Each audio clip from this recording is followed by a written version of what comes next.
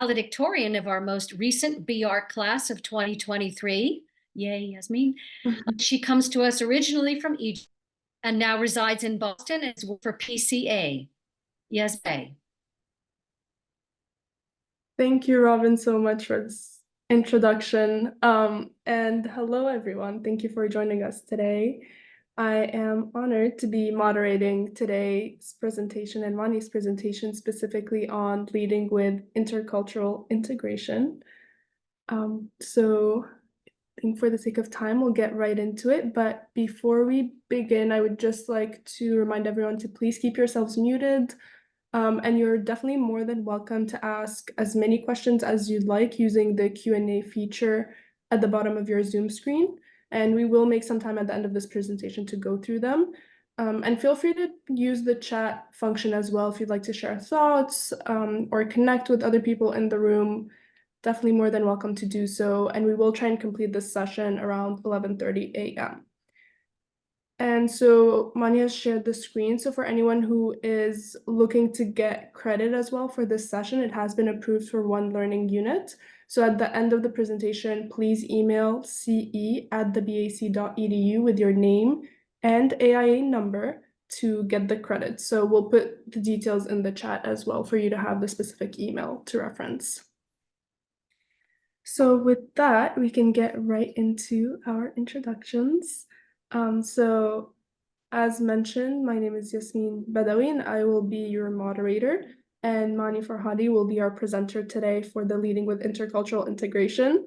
So interesting thing about the topic itself and the reason why we actually got paired together so blissfully is that, we both come from a more Eastern background, but we live within this Western world, right? So I specifically come from Egypt and Mani comes from Iran. So she'll share a little bit more about her experience as well throughout this presentation. And that sort of stems this entire conversation about intercultural integration and how to go about it.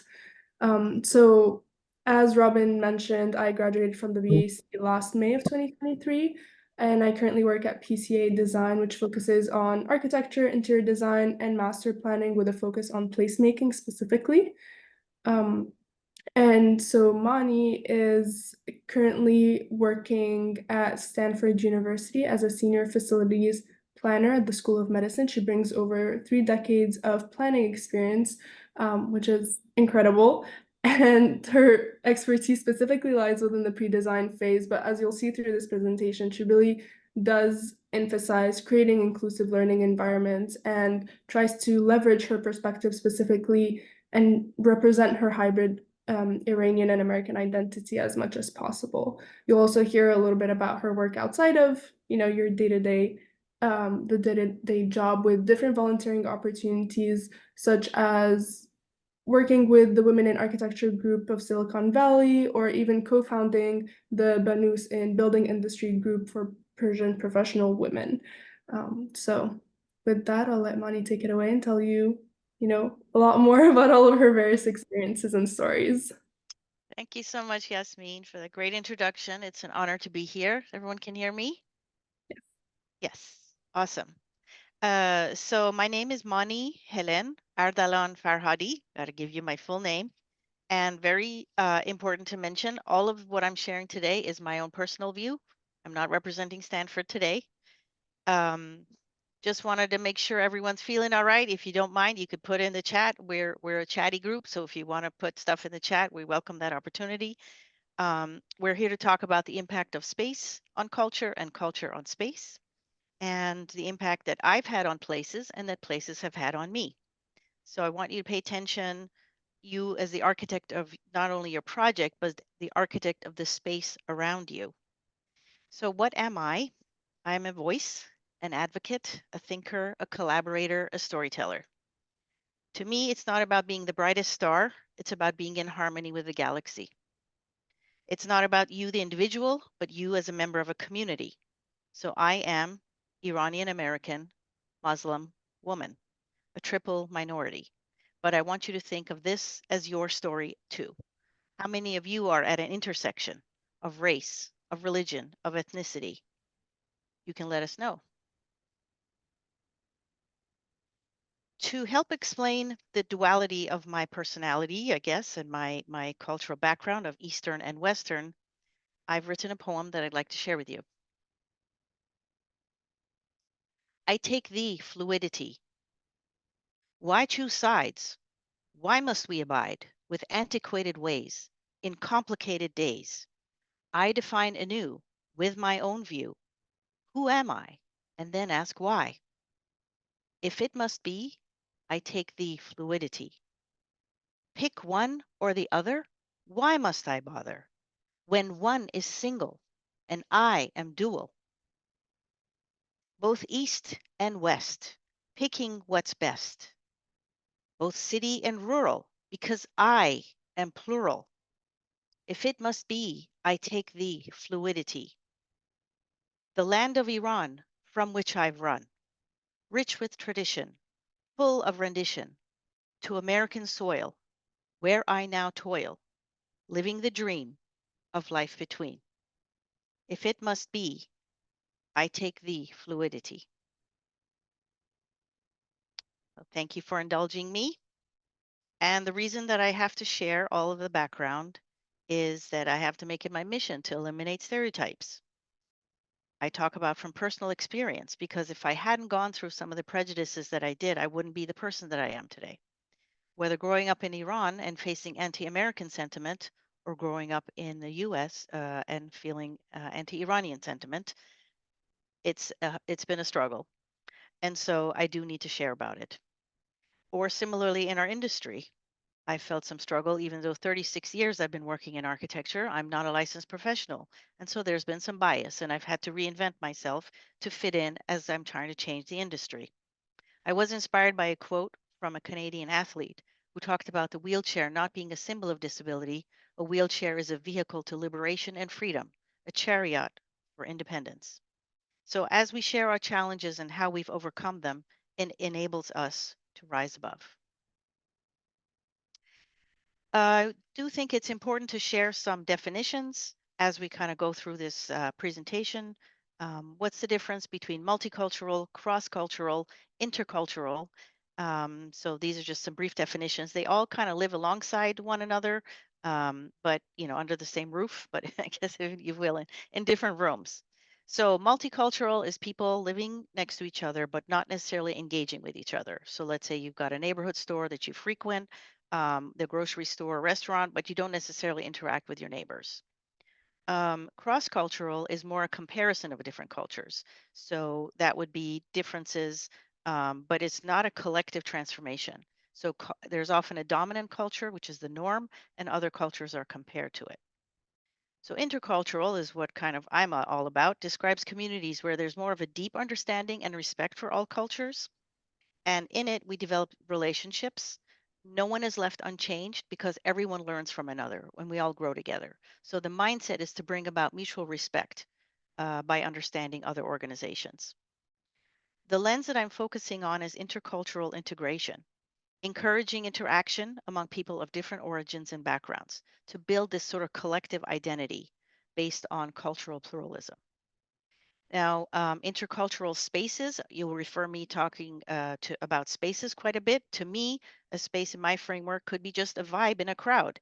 It could be, a gathering where we amplify each other, a sense of belonging, a story that resonates, a place that leaves an impression, or a poem that uplifts you. So what's your example of an intercultural space? Feel free to put in the chat.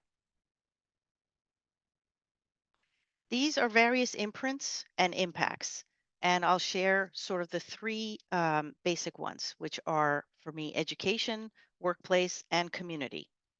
Education would be the school that I went to in Iran, an international school, the colleges that I went to, Wellesley College, MIT, BAC, the workplace. So in these 36 years that I've been working, I've only been in 4 places. I've worked at Sasaki Associates in Boston, Steinberg Hart in San Jose, Taylor Design San Francisco, and now Stanford School of Medicine in Palo Alto, California. The community that I've built has either been within my school district or, as mentioned, the BB, Bonus in the Building Industry Group, within AIA Women in Architecture, or even in a broader community with my compatriots in Iran and the Woman Life Freedom Movement. So just taking a quick step back, because you may wonder sort of why all these things matter to me, I do have to talk about my heritage a bit and give you some of that background, talking about our roots and ancestry, because I'm very much a hybrid and don't necessarily fit into a box, and you kind of need to know why. I'm a third generation American. My Iranian American grandfather, Abul Qasim Bakhtiar, came to Ellis Island 100 years ago with a dream to become a physician. And he met my American grandmother, Helen Jeffries, who was from Idaho. She was a nurse at the hospital. And so these two fell in love, even though there was a big age difference and cultural differences. He wooed her by telling her stories about Iran and reciting poetry from the Shahnameh, which is our epic book of kings. So, as I call it, the blonde and the barbarian were married, and they had 7 children, my mother being the youngest, Lale Bakhtiar. And eventually, Helen became a public health nurse and she helped the villagers in Iran. Um, I do want to share about my parents. So, my mother, Lale Bakhtiar, actually grew up in the US from the age of 1. My father, Nader Ardalan, grew up in the US from the age of 8. So, both were more really Western than Eastern. They met in college, not knowing much about their roots. I was actually born in San Francisco when my father was working at SOM. He's an architect. And so that made me American by birth. So I have American by blood and I have American by birth. And then my family decided to do a reverse migration and we moved to Iran, and that's where I grew up because our parents wanted to rediscover their heritage. And so I was really a multi faith and multicultural person from the very beginning, with speaking English at home. And my parents wrote the book, The Sense of Unity, which is groundbreaking, the Sufi tradition in Persian architecture. It's still taught in architecture schools today. And I carry this legacy with me, that of rising above challenges and persevering despite all odds, that of my grandmother, who eventually had a mountain range named after her, that of my world renowned father and my world renowned mother.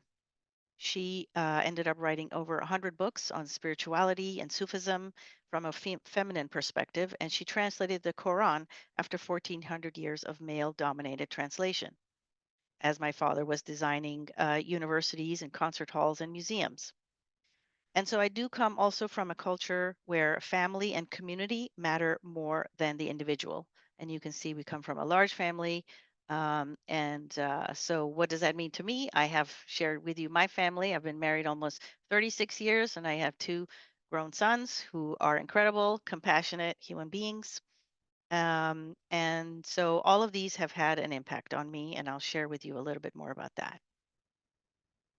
So as mentioned, my school, it was designed by Perkins and Will in 1973 to 75 in Tehran, the international school, and it is private, co-ed, K-12. And it was designed on an international baccalaureate system, and we celebrated United Nations Day. So we had all the minorities attended our school, whether they were Baha'i, Zoroastrian, Christian Orthodox, Jewish, and also the diplomat children. So, we grew up side by side, not seeing any difference between each other. And I think that that's definitely a good way to think about educating children from a young age, not to see differences. Um, there was this very much of a harmony in the midst of all of this diversity. However, that harmony was shattered with the Islamic Revolution that happened, and then the government started to place limitations on our freedoms. We went from having the Queen visit in 1977 to, later in 79, they said, boys and girls, you have to be separated. Now, mind you, these are people we grew up with, but now all of a sudden we had to be separated.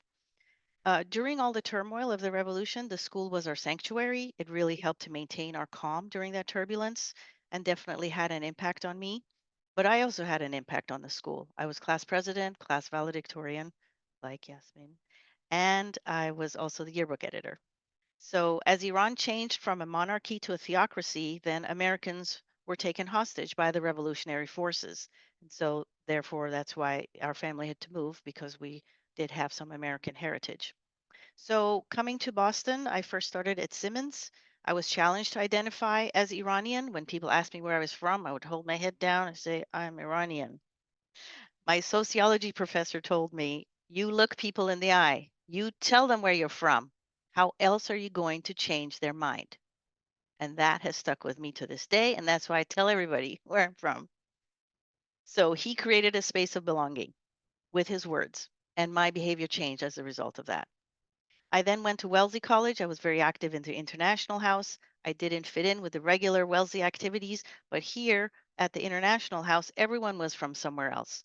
My best friends ended up being an Iraqi Jewish student, a Nepali Buddhist, and a Catholic Filipino. And we stayed up talking till 4 in the morning about how much we had in common. Now, it's not that the building necessarily encourages, it looks like a Greek classical building, but it was what happened inside the building that brought us a sense of belonging. I did take some MIT architecture studios with an exchange program that Wellesley and MIT have together for about 3 semesters. I had studios there. I did not feel I fit in, and the teachers treated us differently because I was a woman, because I was a Wellesley student. They kind of crush you and then build you back up the MIT way. And it was a struggle, even, and I put in a lot of all-nighters, as we all know. From there, after I got my undergrad degree, I went to get another undergrad degree at the BAC because I wanted a Bachelor of Architecture. At the BAC, my thesis was the Center for Persian Culture. It had sort of 3 major elements. There was a social, an academic, and a spiritual component, and that translated into a place of gathering, a place of learning, and a place of peace. And you can see me there with my thesis project. So this was really very much like mind, body, and spirit. And I really wanted to create another home, not only for Iranians to feel they could come here for their Persian culture, but also non-Iranians could learn about our culture. So this thesis, you can look it up. It's in the BAC library from 1995. And one of my advisors was Moshe Safdie, who's actually a friend of my father's. Now, I changed BAC forever. How? Because of this thesis, paving the way for other Iranian students. And certainly the BAC changed me by allowing me to express myself. Moving forward to workplace impact, I wanted to share with you some of the impact that has had, being the sort of the East and the West and not fitting into a box.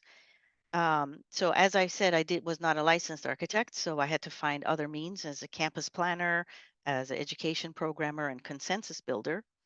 At Sasaki, I volunteered for Women in Architecture in Boston. We created an exhibit celebrating the 100th anniversary of the first woman in the AIA. And so if we hadn't promoted it, there would be no women in the exhibit because most exhibits would have been male dominated. So firms had to look for women to highlight in order to put in this exhibit. So we gave a voice to the women in the Boston area at the time. And our keynote speaker was Zaha Hadid, that was absolute honor. I had to mention that. Now, the projects I worked on, male bastions, West Point Military Academy, MIT Central Athletic Facility. How did it change? Well, there was a woman on the team representing Sasaki. So that also changed the dynamics there and started to break down. And there was an Iranian. Here I am at Military Academy and have to explain that I'm Iranian. They're like, yes, we know. We looked up your background. But I was accepted there. While at Steinberg, I did a lot of master plan community college projects. One time we were on an interview panel and Steinberg had submitted a team of 4 women. Our project director was a woman, my friend, old pal, old buddy, Liz Gibbons, who's also a BAC grad. And then each campus, we had a woman identified as the lead. Prior to the interview, we ended up going to the restroom. Who was in the restroom? 2 of the college presidents were women. They were also in the restroom, and they were very happy to see that on the panel we had women.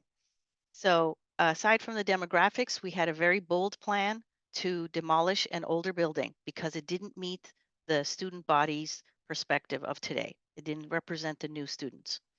So yes, we got the job. And I just want to say, as more women are in leadership positions at educational institutions, it's very important for architectural firms to represent your clients with your teams, right? And your projects have to reflect the people that are using the spaces. At Taylor Design, I worked on a project for Laney College lockers. I just wanted to share sort of a brief about that. We used a human-centered approach, design thinking, because we realized the basketball team, really camaraderie is what bonded them together. If it wasn't for their coach, they wouldn't be in school. And then we said, okay, you can design the locker room of your dreams. And the women students just completely took on this challenge because it meant everything to them to be in an educational institution to change their future. But it was sports that brought them here.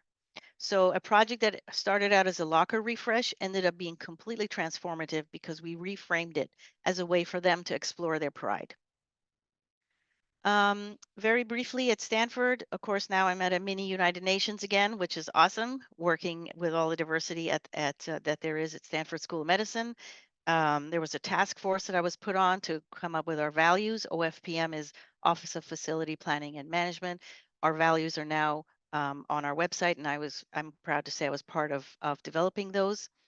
For a MRI project, I'll just briefly say that we have a research subjects who are going to come for clinical study. Their brains are going to be scanned because brains can detect mental wellness and depression. But a lot of the patients have anxiety, not patients, they're research subjects. This is not the hospital, it's the school. They have anxiety coming here because if they have mental wellness, but we're trying to study and improve that. So as I was listening to the group, I thought, what if we create this like a Zen experience? What if it feels like a spa coming here? Then maybe that will make them feel less stressed coming. And so it remains to be seen if this is a good idea or not, but it came from me trying to put myself in the shoes of the people who are using the space. All right, so community. Again, wherever I was in a situation where I felt I didn't fit in or belong, I changed the dynamics. When I felt I didn't belong at the AIA, in the regular AIA group, I found my posse, my group within the Women in Architecture Committee. There's definitely power in groups overcoming adversity, and we kind of lift each other up with relationships. Um, Together we are stronger. So through the Women in Architecture group, for example, I also asked my circle when I was interviewing for a director position, what do directors make at your firm? Sort of through my network. And because of that, I was able to get a 40% raise at the job because women shared with me, this is what directors make at our firm. So I'm very grateful for that. I also volunteered in my school district, and for that, I got a Citizen Architect Award from the AIA. Now, volunteering for the school brought me full circle because at work I was working on school projects, but I was also there as a mother for my kids. And then I was appointed as a school board member, and I then ran a campaign. And there was a ballot that my name is in. Imagine there was an Iranian American on the ballot in our town, which I was very proud of. I was plucked by Rosa Sheng to present at Equity by Design about intersectionality. There was a symposium for Equity by Design dedicated to raising the status of women and minorities in architecture. The work of EQXD has completely transformed the architecture industry. They've done surveys on job satisfaction and salaries, and all of this, they presented a case to AIA leadership. And that led from a grassroots effort to now AIA leadership asking firms to conduct DEI audits and to follow DEI guidelines. And all that was started by Rosa Sheng and the Equity by Design group. Now, I was on the steering committee for planning the Women's Leadership Summit in Silicon Valley. We had 750 women attend in San Jose. At the time, it was the largest gathering of women architects in the world. And we looked back on it and said, look what we built. Now, maybe that wasn't a building, but we built that place, we built that conference, we built that gathering. And there was so much joy in that. We had women speakers from all walks of life, the first indigenous licensed architect from the Dene tribe. We had Black women in leadership. We also had Middle Eastern representation. Our MC was Hiba Bhatti, who is a Pakistani American architect. Our keynote was Zainab Salbi, who is an Iraqi human rights advocate and activist. And this happened in September of 2022 when the country of Iran was going through a turmoil because a Kurdish woman had been killed by a police force. And this led to a women's led revolution called Woman, Life, Freedom. And this was right at that same time. And Zainab, because she was keynote, came out on stage and said, I acknowledge the women of Iran. I acknowledge the women of Afghanistan. And I can't tell you what it means to me to be in the audience and to hear a keynote speaker say that. Sorry, getting emotional about that, but it means a lot. So that's why I volunteer for these kind of things and try to create a space where I feel belonging. And together we can, and we are stronger. So this leads me to the BBs and creating a group for women architects. And it started really in 1976 when I attended the first International Congress of Women Architects that was held in Iran. The queen had been an architect before she married the king, the former queen of Iran. So this was still during the monarchy. And she arranged for the group from about 23 countries, Iranian women from different countries had come to Iran for this Congress, including Denise Scott Brown, including Jane Drew, including Alison Smithson, Guy Olenti, Ann Ting from Lou Khan's office. And of course, there were also some Iranian women who were rising at the time. And so it was a confluence of all of these international women together at a conference. My mother was invited to be a speaker. She talked about the identity in architecture, and she took us with her. Me, I was a teenager. That camaraderie that I felt there and the way the women were not narcissistically talking about themselves, they were talking about how we as a group of women can transform architecture. And that's what inspired me to be an architect. So fast forward, I've co-founded this group called BB, Banu's in the building industry. Banu means woman in Persian language. And it started with just a few of us having lunch together. And then during the pandemic, we grew. We expanded all across the country. We now have 200 women in North America with monthly Zoom meetings. We uplift each other, we network, we help each other find jobs, we give each other self confidence. When people are homesick for home, we sort of have become this community. And also, as a result, there are more Iranians in the AIA. So I think that as a result of representation, there's now more Iranian men and women joining the AIA because now they see themselves there. But this was all based on a concept from the mythical Seymour. So I have to explain that a little bit.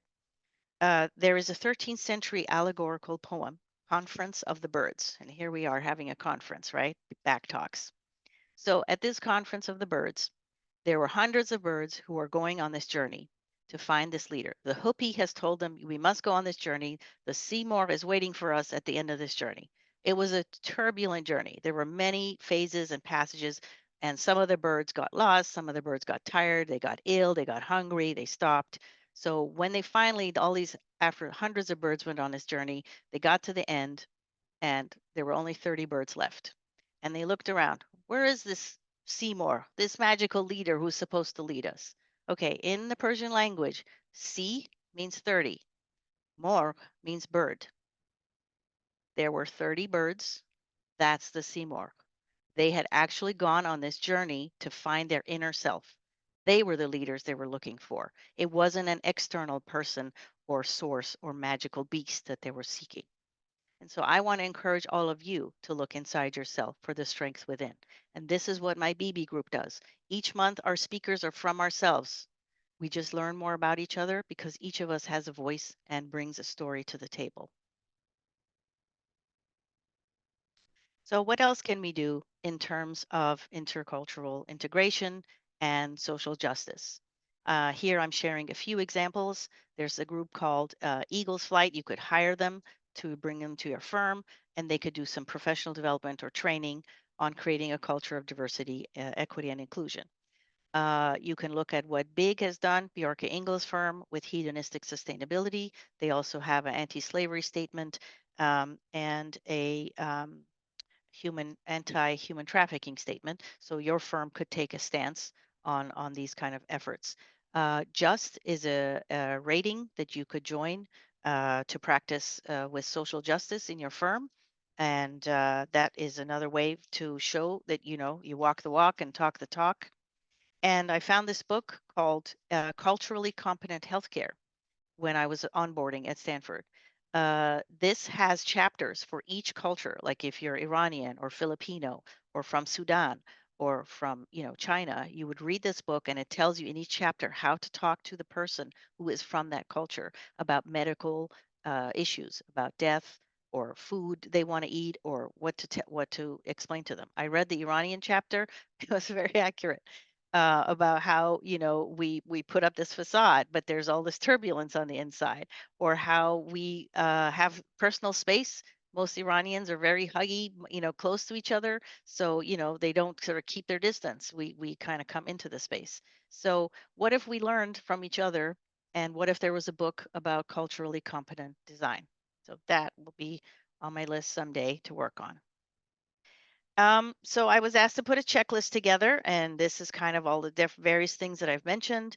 And you can look at this checklist as things that you can do. Shift your mindset, be willing to be vulnerable, show up with cultural awareness, be endlessly curious. You're not going to know everything when you meet people who are from different cultures, but you can learn from them. And if you don't see yourself, change the circumstances. That's what I did. And my last example of cultural design is something that relates to the hidden and the manifest. And this is a very sort of Sufi Persian kind of cultural concept between the public and the private space. So the concept of paradise garden was born from a land that was dry and arid. They had to create an oasis resembling paradise because look at the surrounding environment. So you can be inside this garden looking out at the trees and the fountains and the flowers and the birds. And that's the manifest because you're looking outward. But you can also be in this garden and you could be searching within yourself. And that's the hidden. And so, similarly, you yourself, any of you on this call, you can be a leader, you can be looking outward at your staff and the firm and your environment and your space, but you can also be a human looking at inside what is internally hidden. So, I want you to embrace your heritage, define your identity, and change the dynamics every day. This is what I try to do. Find strength in embracing your heritage. And for me, I embrace these nuances. I embrace the East and the West. I take the fluidity. Thank you. Thank you so much, Mani, for going through such an inspiring presentation. I know we had talked about it before today, but hearing it all over again today is, it hits different every single time. So I really appreciate you going through all of it and sharing it with everyone. I can already see in the chat there's a lot of very positive feedback. So hopefully, Mani, you're able to see the chat as well and look into that. A lot of people being inspired. So thank you. Thank you. And with that, we can take a couple extra minutes to go through any questions. So I just want to encourage if anyone has any thoughts that they'd like to share specifically or questions that they'd like to bring up before we wrap up, please feel free to do so now. There's one for you, Mani, just to help wrap us up. So you go through your checklist and a couple of things that organizations can do or individuals can do, to lead with that intercultural integration and increase interconnectivity between each one of us, right?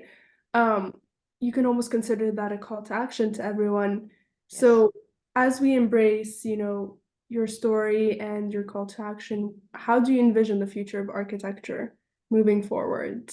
And this nuanced definition of space that goes beyond our four walls, but more so, as you said, it like a vibe and this feeling that we get within a physical space. Well, it has definitely changed from when I first started, 40 years ago almost in the architecture profession to now. And that's because there's been a little bit more open-mindedness. And it took those first champions and those first pioneers to sort of put themselves out there to say, hey, we should talk about our backgrounds. We should talk about our personalities. We should talk about where we come from. And because our clients, do you think that our clients are, solo and they just have the one existence that you see as your client across from you?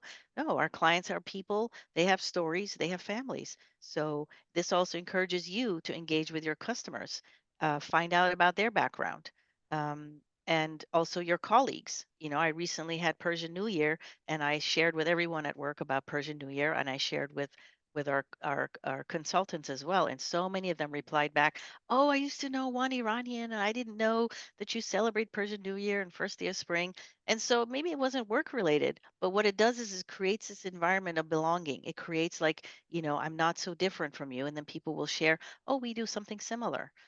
So I just want to encourage dialogue with everybody, whether it's your neighbor, your colleague, your customer, your boss, um, you're at a marketing event, and just share stories because that's how we all find how many things we have in common. I love that. Thank you, Mani. Right. And so I do want to be mindful of the time and needing to go on break. So it looks like we're all clear with questions as well, just raving feedback about the presentation. So Thank you, everyone.